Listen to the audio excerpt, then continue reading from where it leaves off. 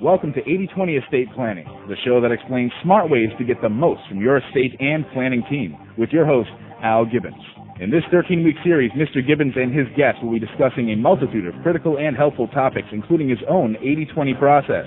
Feel free to call in with your questions, 621-WALE or 1-877-621-WALE. Now, 80/20 Estate Planning with Al Gibbons.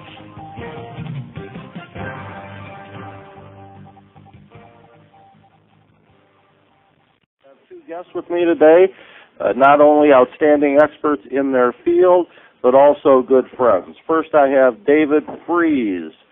David is an attorney, speaker, and seminar presenter, and heads the Trust and Estate section of the law firm of Unruh, Turner, Burke, and Freeze. Mr. Freeze has appeared on National Public Radio and has co-hosted Abundant Living, a weekly radio interview program dealing with wealth, goal setting, and achievement. Dave is a frequent speaker in the area of communication, presentation, and leadership skills, and trust and estate planning and administration, and has addressed national and international corporate audiences, including J.P. Morgan, Pico Energy, Bell Atlantic, Smith Barney, GE, and Aramark. Welcome to my good friend, David Freeze. Hello, Al. Nice to have you with us, David. Glad to be here. Additionally, I have Mr. Edward Tucker Boynton, known to his friends and those who love him by the name of Tucker. Tucker has been a member of Stradley Ronon's Estates Department. Stradley Ronon is a premier law firm in Philadelphia, Pennsylvania. He advises high net worth individuals and their families, particularly owners of closely held businesses, on all aspects of estate planning. He also handles trust and estate administration for large estates, charitable foundations, closely held businesses, and generation-skipping trusts, which, by the way, we will talk about today. Rounding out his practice, Tucker provides advice on personal income tax, fiduciary income tax, and orphans court litigation. Tucker currently serves as chair of Stradley Ronon's Estates Department, and in the past he has had some representative transactions, including some surrogate court litigation involving the Doris Duke estate, and, most appropriately today, estate planning for White House government representatives. Welcome to my friend Tucker Boynton. Hi, Al. Tucker, nice to have you with us. Good to be here. Today we would like to talk a little bit more advanced topic. This is the 12th part of a 13-part series on estate planning. And over the last 11 weeks, we have really dealt with the fundamentals and the basics in estate planning. And what we would like to do is we would sort of like to go back to one of our discussions on trusts, sort of bring us up to date on trust, and then show how these vehicles can be used to do some really incredible things. And both Tucker and David have done outstanding work in this area, and we're very fortunate to have them with us. So let's start off, let's sort of review the basics, and often, Dave, when I think we talked about this a little bit before, when people do estate planning and we talk about trusts, it seems to get a little scary. It seems to get a little complicated. How do you deal with that issue? How do you explain to clients what trusts do and not to be intimidated by it? Well, I start off, Al, by setting the tone, telling the client that I want to know what they want to do.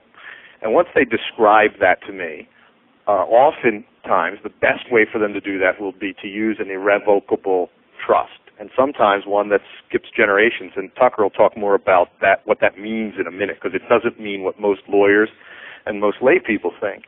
But once I find out what they want, then it's easy for me to say, here are the tools available for you to get there. And if you just do a will and you leave everything to your family when you die, this is how it's going to be taxed and this is what's going to happen. But if instead you use this thing called a trust, even though it's irrevocable, and that sounds scary to people, these are the advantages to it. And they come very close to giving you what you want, or they give you exactly what you want, or in some cases they give people more than what they thought they could have. And so when you link it very closely to their goals, it's not so intimidating. And for sophisticated business people, it's pretty easy because they're used to using entities like partnerships and limited partnerships and corporations. So this is just one more kind of entity. Well, Tucker, when David was talking about that, he said that it was one of the purposes for trusts, and especially these irrevocable trusts, were tax savings. Is that what trusts are used for, or are there other uses for trusts? There are many uses, Al. I mean, I always talk to clients about both the tax and the non-tax considerations involved in their planning. Often what the trust mechanism does is allow you to put control in the hands of a trustee and take control out of the hands of the beneficiary.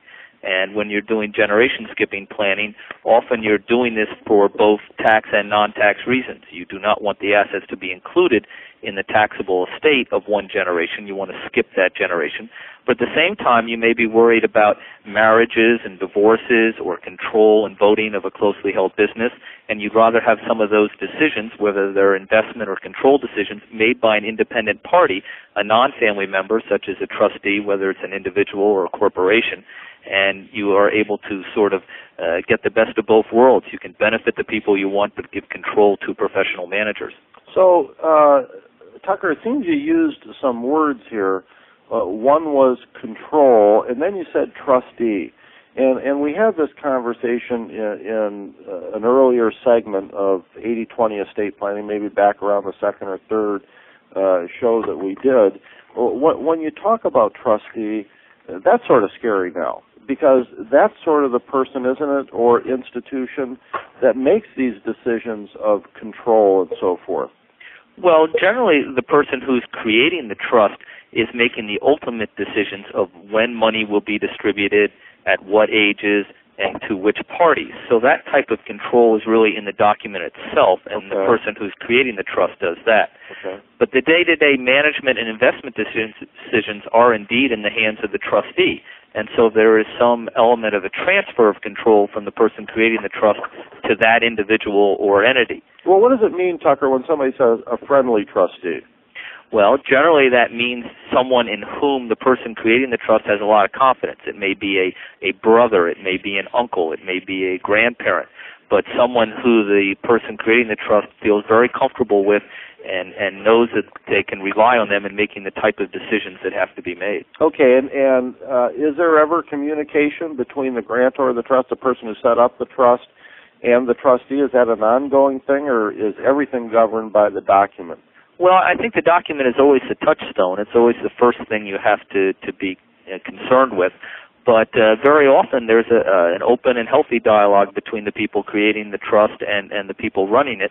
There's certain absolute lines that have to be drawn for tax purposes. The person creating the irrevocable trust really, for tax purposes, can't retain all of the control, can't tell the trustee what to do, but they can talk to the trustee about the type of investments they'd like to see, and they can provide guidelines in the instrument. And a friendly trustee would be amenable to that, perhaps, to get those kinds of things done so that a person can feel fairly secure in some of those situations.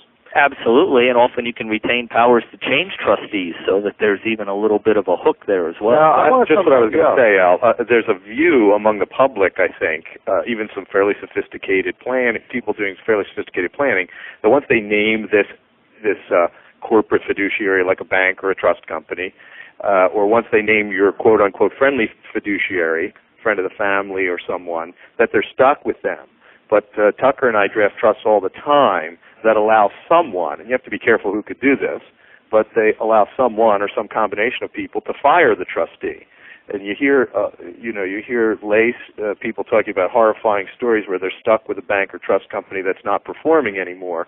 That is rarely the case with the type of trust we draft. There's usually some sort of safety valve there to make sure that you're getting the performance you're entitled to. Okay. Or you can fire them. Okay, so there is some flexibility, and people can sort of have some communication with the trustee and would want to have, and so forth. And it would seem important, that would be especially important when we talk later in the program about generation skipping trust and beneficiary controlled trust and this whole idea of trustees. Now, Tucker, let me ask you a question. You've mentioned generation skipping trust, and that really is one of your specialties. What does that term even mean? What does generation skipping mean?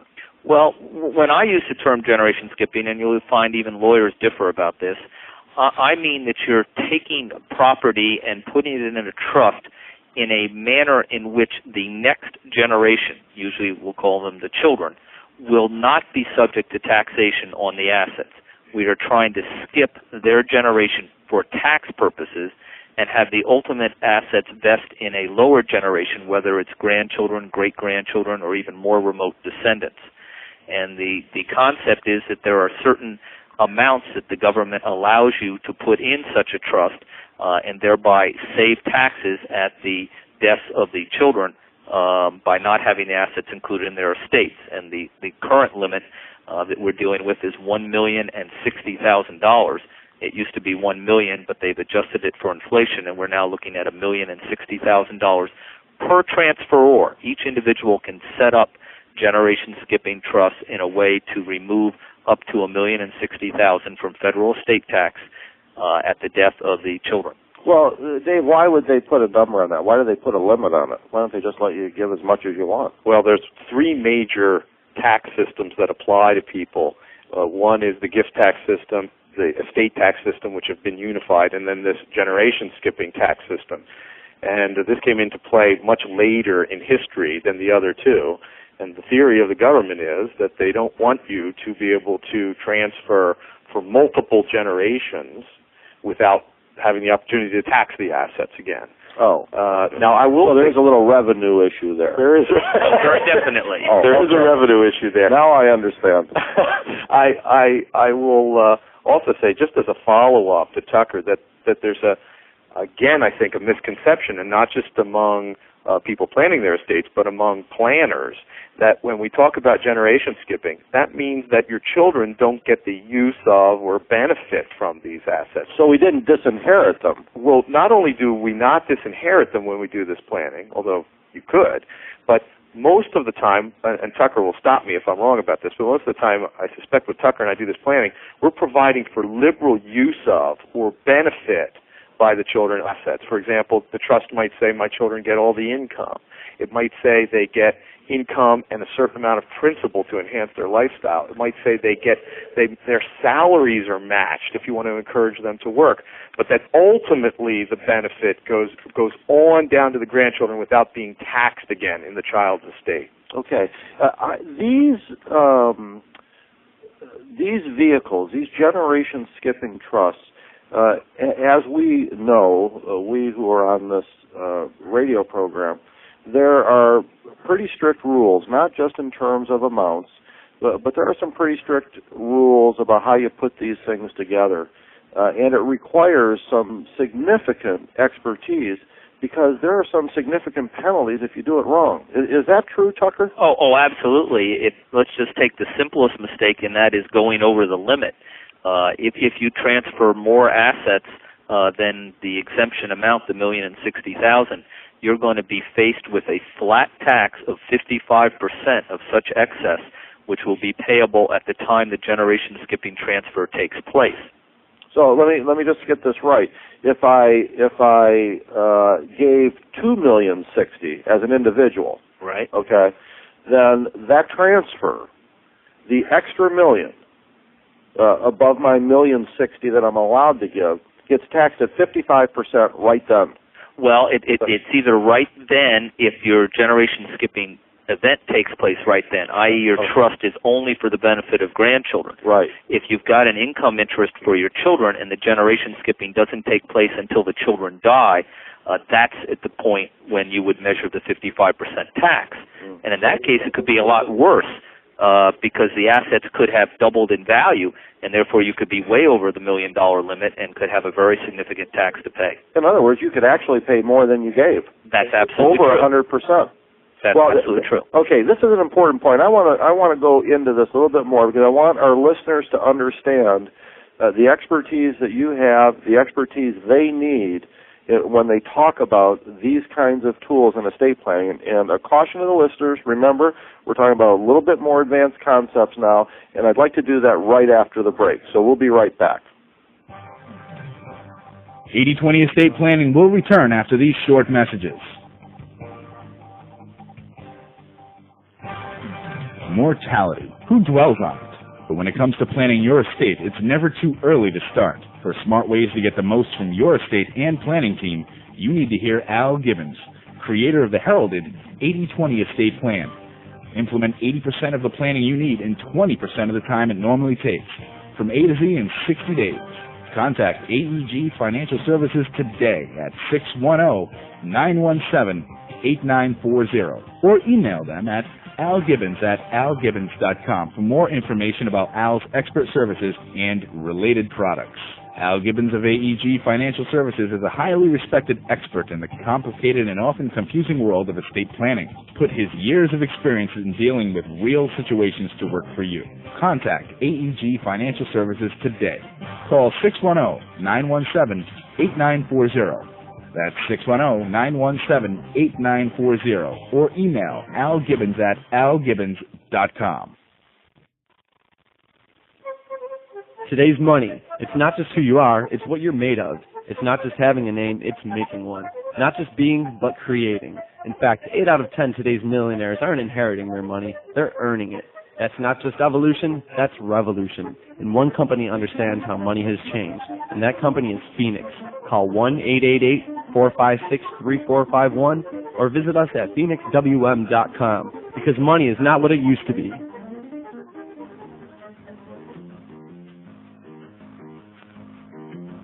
Information Methods Incorporated would like to help your business, not-for-profit, or government organization better manage and implement technology solutions. IMI's expertise has been developed with over 20 years' experience in all areas of technology, ranging from mainframe computers to desktops to handheld personal devices. IMI's international consulting activity also includes an events management practice, working with most of all the larger trade shows, associations, and conferences. With a 100% success rate, IMI can provide a competitive edge for you and your company. So call IMI toll-free today at 1-877-2000-IMI to find out more about the management consulting and systems integration services they offer. IMI combines their information technology expertise and knowledge of management methodologies to provide organizations with fast and effective solutions to reduce costs and increase productivity. So call IMI toll-free today at 1-877-2000-IMI to find out more about the products and services they offer. Money. It's just not what it used to be. Among other things, it's younger. But new money and old money have at least one thing in common. Phoenix, a company that's been helping people manage wealth for nearly 150 years. Phoenix understands that making money and knowing what to do with it are two very different skills. Call 1-888-456-3451 or visit us at phoenixwm.com. We could bring harmony to your life, if not to your music.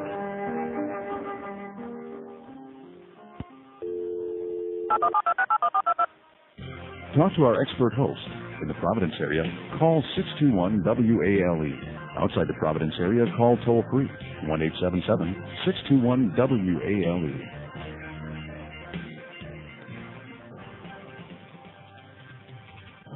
And now back to 80-20 estate planning. Here's your host, estate planning expert, Al Gibbons. Welcome back to 80-20 Estate Planning. This is Al Gibbons, and I have my guest, Mr. David Fries of Phoenixville, Pennsylvania, a suburb of Philadelphia, and also Tucker Boynton from Philadelphia, both outstanding attorneys, well-known and experts in their field. And, gentlemen, just before our break, we were talking about generation-skipping trusts and the fact that these are sophisticated vehicles and they're complex vehicles, and they require a certain expertise. And the expertise involved, my experience has been that the expertise involved with these vehicles is a little above and beyond the ordinary and way above general practice. Would you agree with that? Tucker, what do you think? Sure, absolutely. I think there are two types of expertise. That there's certainly the tax expertise that goes into planning these trusts.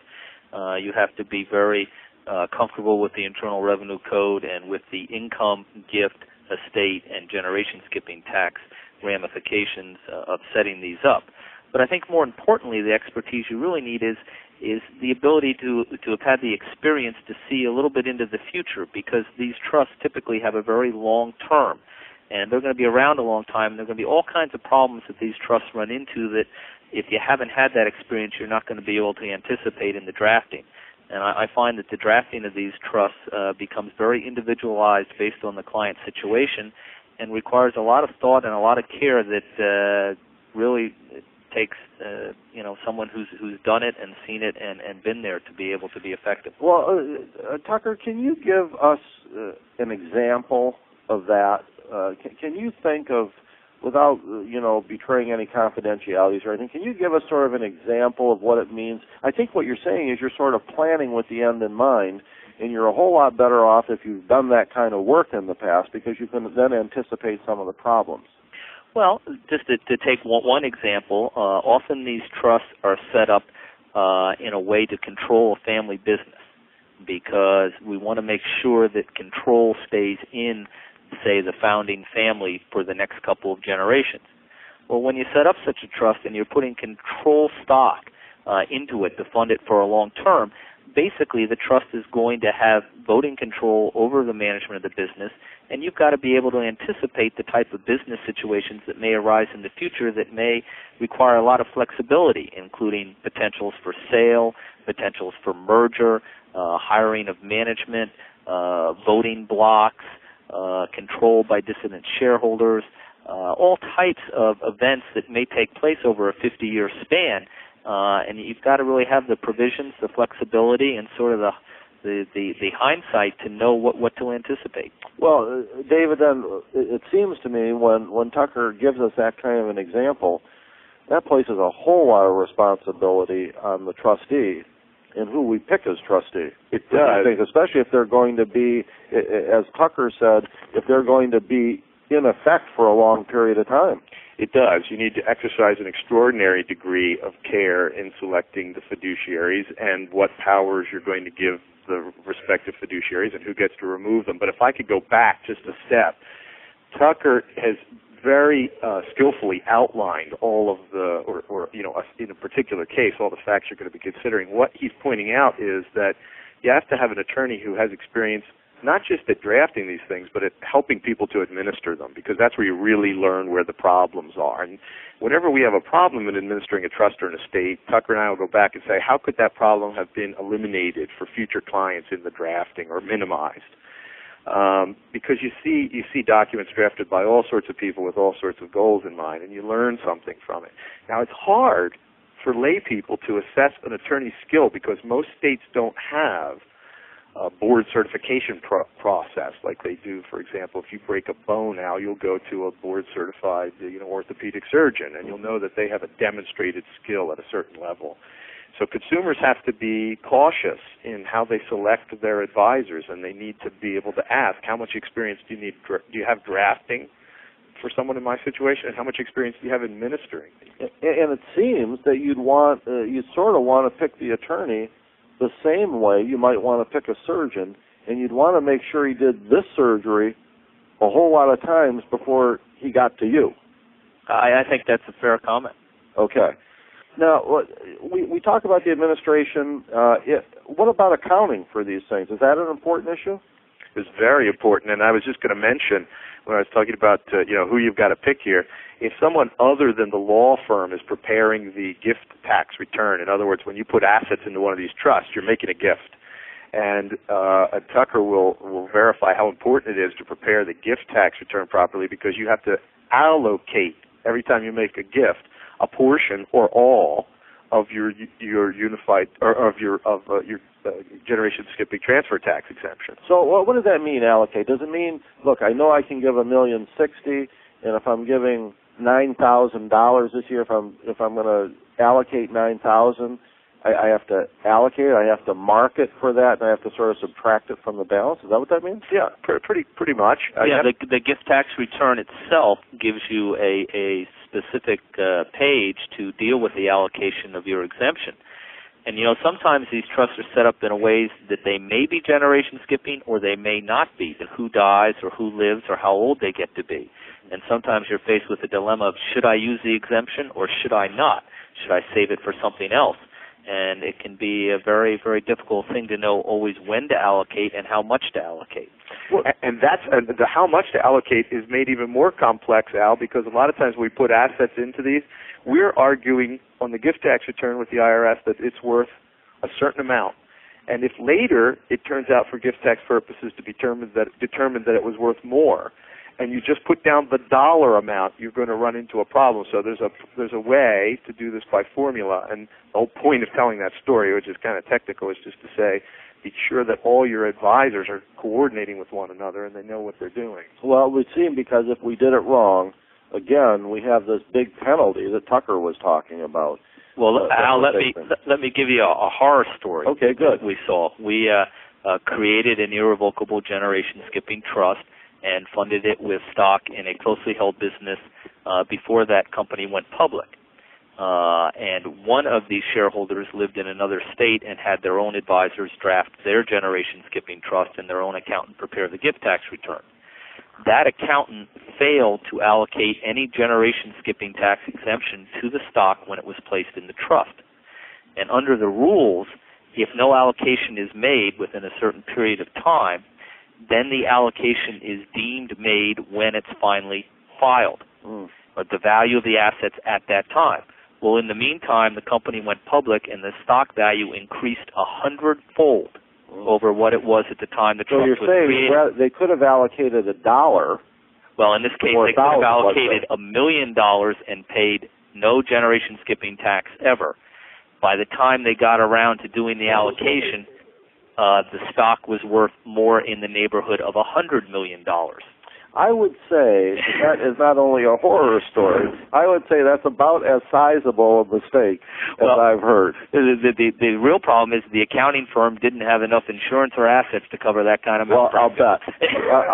Let's come back with some more examples, talk more about generation skipping trust, and then I want to get to beneficiary control trust, and we'll do that right after the break. 80/20 Estate Planning will return after these short messages. Mortality. Who dwells on it? But when it comes to planning your estate, it's never too early to start. For smart ways to get the most from your estate and planning team, you need to hear Al Gibbons, creator of the heralded 80/20 Estate Plan. Implement 80% of the planning you need in 20% of the time it normally takes, from A to Z in 60 days. Contact AEG Financial Services today at 610-917-8940 or email them at algibbons@algibbons.com for more information about Al's expert services and related products. Al Gibbons of AEG Financial Services is a highly respected expert in the complicated and often confusing world of estate planning. Put his years of experience in dealing with real situations to work for you. Contact AEG Financial Services today. Call 610-917-8940. That's 610-917-8940 or email algibbons@algibbons.com.